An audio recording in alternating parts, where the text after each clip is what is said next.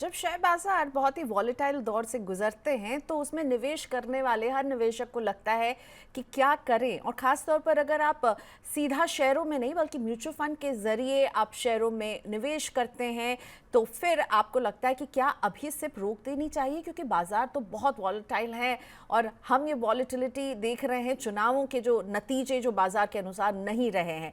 तो क्या इस समय आपको अपनी सिप से एग्जिट करना चाहिए? अगर ये सवाल आपके मन में है तो उसका जवाब देने के लिए मेरे साथ जुड़ रही हैं फिनफिक्स की founder Prableen Vajpayee. Prableen, thank you so much. हम आपसे हमेशा म्यूचुअल फंड पर एडवाइस लेते रहते हैं, अपने निवेशकों के पोर्टफोलियो को रिवाइज करते हैं, पर आई एम श्योर आपके पास भी अभी बहुत सारे कॉल्स आ रहे होंगे। जब रिजल्ट्स आए चुनाव के, उसके बाद हमने शेयर बाजार का जो मूड देखा, आपको कॉल करके लोग पूछ रहे हैं क्या बाजार की इस गिरावट में हम सिर्फ बंद कर दें? डेफिनेटली आ जाते हैं प्रियंका इस टाइप के फोन कॉल्स और मैसेजेस व्हाट्सएप एंड मेरा हमेशा रिप्लाई ये रहता है कि जब मार्केट्स बहुत हाई हैं, अगर आपको रोकना ही है आप तब रोकिए।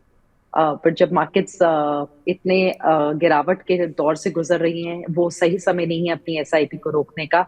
हमें इस मामले में लालची होना चाहिए। कोई चीज जब आपको सस्ते में मिल रही है, specially as an SIP investor, आपको डेफिनेटली उस कम लेवल के एनएवी को उठाना चाहिए, बिकॉज आपकी जो नंबर ऑफ यूनिट्स हैं आपके फंड में वो बढ़ जाती हैं। तो जो आपकी एसआईपी जर्नी का सफर है, उसमें उतार चढ़ाव दोनों में आपको डटे रहना है, ये बहुत इंपॉर्टेंट है। और इसका मैं आपको कुछ नंबर्स के थ्रू एग्जांपल देती हूँ कि क्यों ये जरूरी है। अगर हम निफ्टी 50 का उदाहरण लें, पिछले 15 साल का एग्जायर जो निफ्टी 50 का है वो करीबन 13.25% है, और 12.5% आप लगा लीजिए।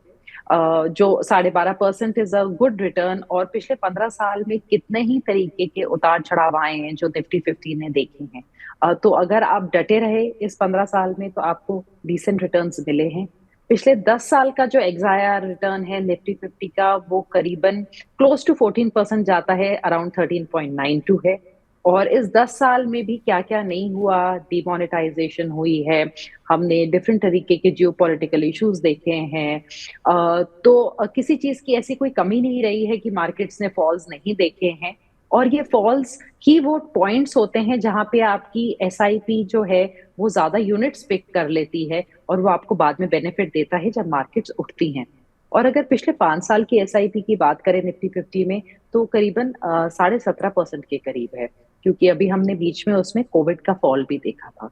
तो सेम उदाहरण अगर हम मिड कैप्स के लिए देखें प्रियंका, तो मिड कैप में मैं अगर 150 जो हमारा बेंचमार्क इंडेक्स है उसका एग्जांपल लूं, तो उसका जो 10 साल का रिटर्न रहा है वो करीबन 20% के करीब एग्जायर रहा है। और आप अगेन देखिए तो मिड कैप्स कोई सीधी लाइन में ऊपर नहीं गए हैं, उतार चढ़ाव और अच्छी बीटिंग के साथ मिड कैप्स ऊपर नीचे जाते हैं।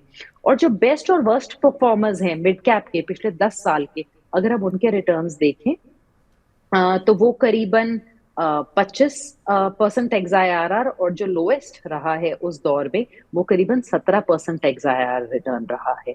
यानी कि निवेशकों को इस चीज पे भरोसा करना है that the process is more important. यहाँ पे एसआईपी को आप खुद से बहुत ज्यादा टाइम करने की कोशिश मत करिए, वो अपने आप ही टाइम हो जाएगा। अगर हम परसों का एग्जाम्पल लें, तो एग्जिट पोल्स के पास ऐसा लग रहा था कि बस अब तो जिसकी एसआईपी 4 तारीख को पढ़नी है वो बहुत हाई पे प्रोबेबली बाइक कर रहा होता।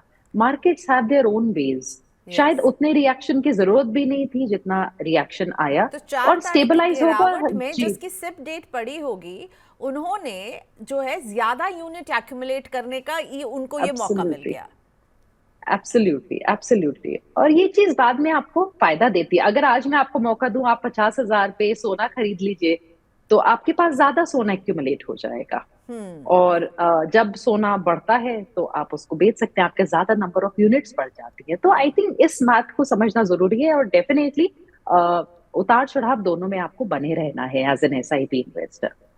Okay, so very important maths, ये है गणित म्यूचुअल फंड का जो हमें प्रबलीन बता रही थी। Thank you so much Prableen.